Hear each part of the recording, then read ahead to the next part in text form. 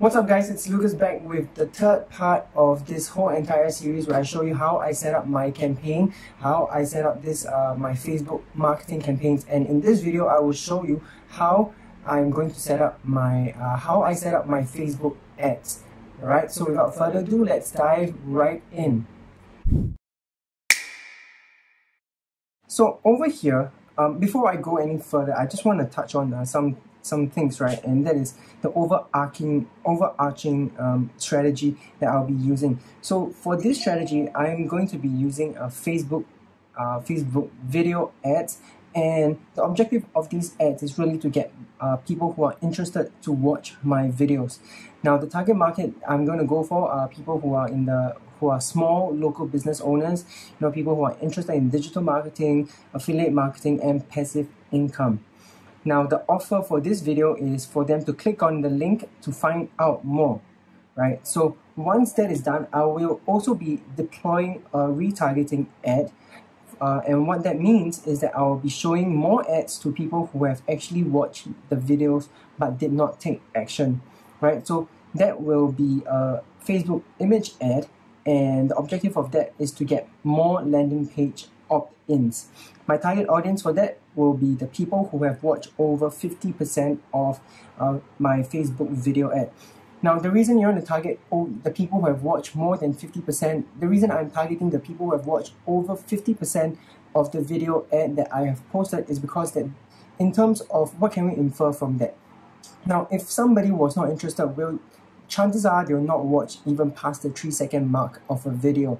Now, if they watch more than 50% of a video, that is a good indicator of interest. Now, does that mean that they're going to buy? No, but that is a good sign that they have at least a little bit of interest in what you're trying to sell, and that is why we want to target them.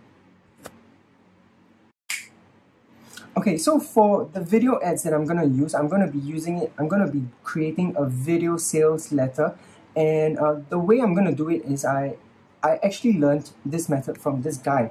His name is Frank Kern, and if you guys are not familiar with him, he is one of the most legit, one of the most legendary digital marketers out there, one of the best, if not the best, direct response marketer right now in the world. And there's this framework that he created. It's a 7-step video sales letter framework that he always uses, and I want to share this framework with you guys. Now, this framework is called the $1 billion video sales letter framework, and this is basically how it works. So step number 1, you want to open with a loop, a story, and that kind of stuff. Then you move on to the intro, the story, the bridge, the pitch, the bonuses, and the risk reversal. Right now, I know that this seems like, all this mumbo jumbo, marketing mumbo jumbo, all this techno blabber, but don't worry, I'm going to be going through each and every component one by one, so you know what it means, right? So let's move on to the first step. So for step number 1, it's opening the loop and sharing the one thing in the story with the promise, right? So you want to open with the way to get people to keep watching your video is really to hook them with a question. And in this case, the script that I have prepared for myself is, what will you do if you lost your business overnight and you had to restart from ground zero to where you were before? What will you do if you lost your income overnight, your bills are piling up, and all you have is a roof over your head, an internet connection, and your smartphone? What will you do? Right? So that is the question. That is the opener. The next step is to move on to where you want to be. You want to introduce yourself and introduce what this video is going to be about. So over here, I tell the audience that I'm going to be talking about One Funnel Away Challenge, who is conducting the One Funnel Away Challenge, and just to give some credibility to Russell Brunson. Because at this point of time, I also want to point out that when you see this part over here, I'm where you want to be, and accomplishments. Now, because I'm trying something different. It's called this thing called third-party authority. So that's meaning to say that you are borrowing the authority from someone else to give yourself more credibility. And in this case, I might not be where my target audience wants to be, but I know of somebody who is already there, and I want to introduce this person to them. and this is the strategy I'm going to be using. I'm not sure if it's going to work, but I'm interested to see if how this turns out. But I have a feeling, I have a hunch that it might work. It might work. And also, I think at this point of time, I just want to add in a really quick note. So here's the thing: when I do things, I like to question myself in this way. I like to ask myself, all right, so let's say if this thing fails, what is the worst thing that can happen? Let me say that again.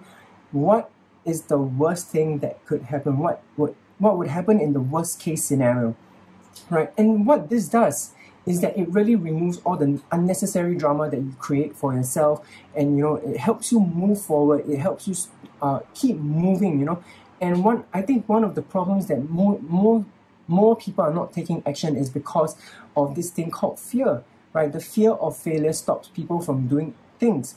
So what happens when you ask yourself this question? What is the worst thing that can happen? It really just solidifies, you remove all the drama from your brain, right? And in this case, what is the worst thing that could happen? The worst thing that could happen for me in this situation, if this does not work, is number one, I would have wasted my time creating this I would have wasted my time creating this campaign, this ad campaign. Number two, I would probably wasted maybe $100 on Facebook ads. But is that something I'm willing to live with? Definitely. Now, I'm not saying that you have to spend $100 on ads. You could spend as little as $5 a day on ads. Now, it's really up to how comfortable you are, right? So if you put things in that way, suddenly it doesn't seem as scary anymore, right? So that's just a really quick tip for you guys. Moving on to the next step. So step number 3 we have here is the formula. It wasn't always like this. I had a dream, I struggled, my discovery, blah blah blah. So this is really a classic storytelling format where you really get people to be emotionally invested. The very powerful thing about storytelling is that it gets people to be emotionally invested. And once you can do that, there is a very good chance, there's a higher probability of you making the sale.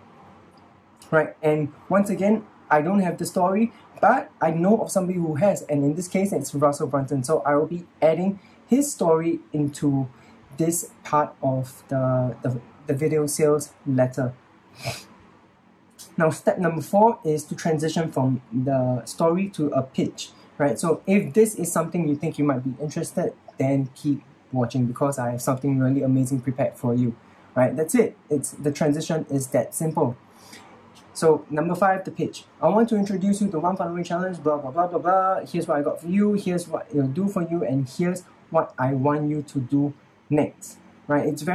I just want to highlight this point number 3. You want to highlight, here's what I want you to do next. It's very important because many times where people create a video sales letter, they forget to include a call to action, and that's one of the worst things you can ever do is to not include a call to action. People need to be told what to do.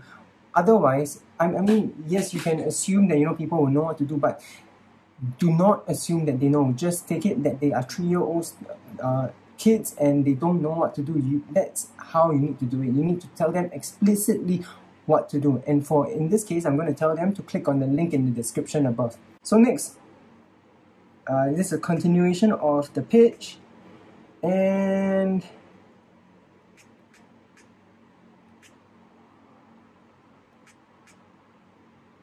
yeah.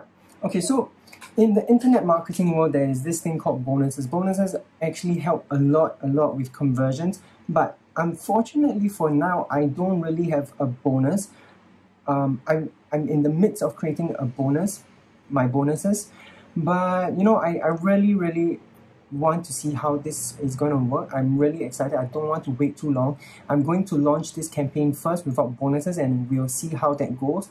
And further along down the line, I'll create the same ad, but this time with bonuses. And from there on, we can do some comparisons and see how each ad performed, like in terms of the ad with bonuses and the ad without bonuses, how each of them perform side to side. Right? So I'm going to skip this part for now. And lastly, you want to reassure, connect, and repitch. So for this, I think one of very, very powerful ways to do this is to once again lend authority from other people. I think at this point in time, I just want to highlight that, there are many, when you're first starting out, there are going to be a lot of things that you don't have yourself, but that's okay. Just borrow it from someone else. It's called third-party authority. And, find a way that you can use other people's testimonials or other people's results and give yourself credibility, right? So the key here is to be resourceful with what you have. Make do with what you have and not think about, I need this, then I can do that. Or once you shift out of that, things move really faster for you, right? So that's what I'm going to do. I'm going to be using some videos from YouTube that I've found to give testimonials, and yeah, once again, Repitch. So yeah, that's about it for this video, and I'll leave a link in the description for once the video sales letter is up, so you guys have an idea of what I'm talking about. And I know this was supposed to be a video about showing you guys how I do the Facebook ads, but I think this video is going to be quite long if I did that. So I'm going to split it into a fourth part, right? In the fourth part, I'll show you behind the scenes how I launch my ads on Facebook. And yeah. So once again, if you guys have any questions, any doubts, or anything that I could have explained better, just let me know in the comment section below. I will be sure to reply each and every one of you. And yeah, that's it for this video. I'll see you in the next one. Bye bye.